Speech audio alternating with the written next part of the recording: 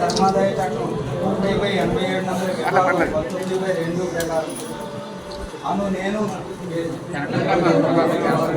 కనకరాజపురం పట్టణం నందు విఘ్నేశ్వర స్వామి వారి దేవస్థానం ధర్మకర్తగా నియమించబడి ధర్మకర్తగా నా విద్యుత్ ధర్మమును యోగ్యముగాను నమ్మకముగాను అతివంచన లేకుండా న్యాయ దృష్టితోను జ్ఞాన విధేయముగాను దైవ సాక్షిగా మనఃపూర్వకంగా ప్రమాణం చేసి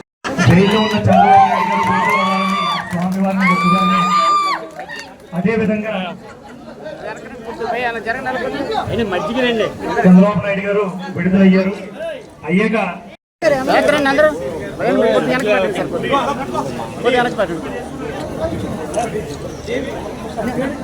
మట్టి నారాయణరావు గారి గురించి, చైర్మన్ గారి గురించి వచ్చిన అనేక ఆర్గనైజేషన్స్ నుంచి వచ్చిన సంఘాల నుంచి వచ్చిన మిత్ర బృందం అందరికీ కూడా మా 22వ డివిజన్ మిత్ర బృందం ఆహ్వానం పలుకుతుంది.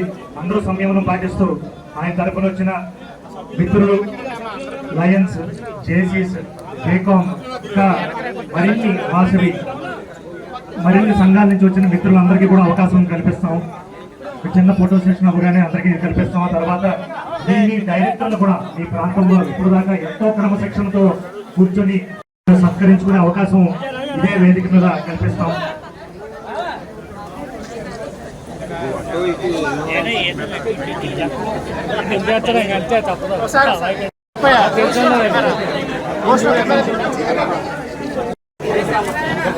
అడ్డొచ్చేస్తారు సార్.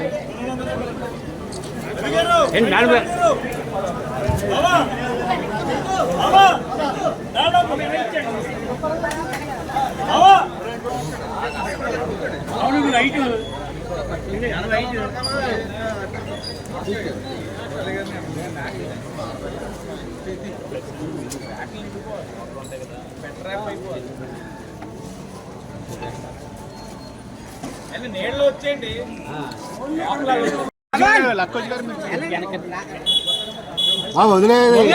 వెనకరండి, కొద్దిగా వెనకరండి. అది కొద్దిగా ఇంకా లాగేకండి, పట్టుకోండి. ఓకే అన్న, ఒక నిమిషం. కూటమి ఐక్యత, కూటమి ఐక్యత, కూటమి ఐక్యత. ఆగ్రేటి వాసు గారి నాయకత్వం, ఆగ్రేటి వాసు గారి నాయకత్వం, మన వాసు గారి నాయకత్వం. దేవస్థానం కమిటీ ప్రమాణ స్వీకారం చేస్తా ఉన్నారు. దాంతో పాటు ఇంకా చాలా కమిటీలు అనౌన్స్ చేశారు. పార్టీలో 50-55 సంవత్సరాల నుంచి పనిచేస్తా ఉన్నాం.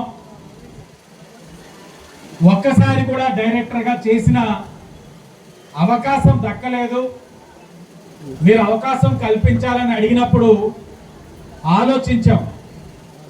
పార్టీ ఎన్ని సంవత్సరాల అధికారంలో ఉందన్నది ఒకసారి ఆలోచించినట్లయితే సంవత్సరాలు ఉన్నాయి.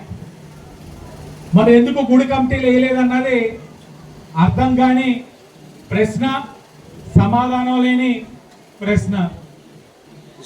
సరే, కూటమి అధికారంలోకి వచ్చిన తర్వాత నేను పదే చెప్తా ఉంటాను, రాజకీయంలో ఉన్న వాళ్ళు ప్రతి ఒక్కరు కూడా గౌరవం కోరుకుంటారు. ఆ గౌరవం ఎలాగంటే ఎదురు పడినప్పుడు పలకరింపు, వచ్చినప్పుడు వాళ్ళు చెప్పిన పని చేయడం. మూడవది, వారు ప్రాతినిధ్యం వహిస్తున్న ప్రాంతంలో వారికి గౌరవం.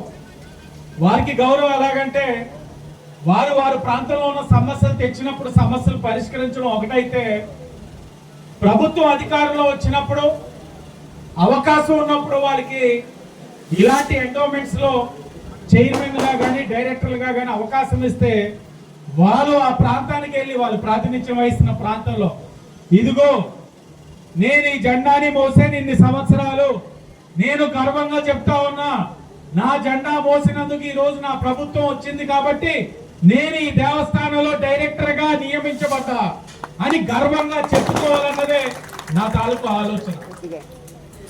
నేను మెన్నేరు వైసీని గారు నేను మాట్లాడుకున్నాం. బర్మా కాలనీ నుంచి జనసేన తరఫున డైరెక్టర్ కింద సోదరులు ఒకరికి ఇచ్చున్నాం, మురళీ గారు. అదే బర్మా కాలనీలో గత 50 సంవత్సరాలుగా ఏ ఒక్క వ్యక్తి కూడా ఏ ఒక్క దేవస్థానంలో డైరెక్టర్ గా చేయలేదు. ఈ రోజు మేము గర్వంగా చెప్తా ఉన్నాం, కూటమి ప్రభుత్వం గర్వంగా చెప్తా ఉంది, జనసేన పార్టీ నుంచి ఒక వ్యక్తిని అక్కడ 50 సంవత్సరాల నుంచి అవ్వనిది ఈ రోజు మేము డైరెక్టర్ గా చేసామని చెప్పి గర్వంగా చెప్పుకుంటా ఉన్నాం. ఇలా చెప్పుకుంటూ వెళ్తే అనేకం ఉన్నాయి. ఇది ఆరంభం. కూటమి ప్రభుత్వం అధికారంలో వచ్చి సంవత్సరం పూర్తయిన సందర్భంగా ఇప్పుడు 8 కమిటీలు అనౌన్స్ చేసుకున్నాం. ఇంకా 6 కమిటీలు ఒక 10-15 రోజులు అనౌన్స్ అవుతా ఉన్నాయి. ఈరోజు సాయంత్రం ఇంకొక దేవస్థానాన్ని ఇంకొక ఎండోమెంట్ కమిటీని ప్రమాణ స్వీకారం చేసుకుంటున్నాం. ఒక్కొక్క రోజు వ్యవధిలో అన్ని కూడా ఎండోమెంట్స్ కమిటీలు ప్రమాణ స్వీకారం చేసుకుంటూ వెళ్తా ఉన్నాం. ఇదే విధంగా వెళ్తా ఉన్నాం. ఇచ్చేటప్పుడు ఇబ్బందులు ఉన్నాయి, బాధలు వచ్చినాయి, కుటుంబం పెద్దదయ్యింది. తెలుగుదేశం, బీజేపీ, జనసేన సర్దుకోవాలి.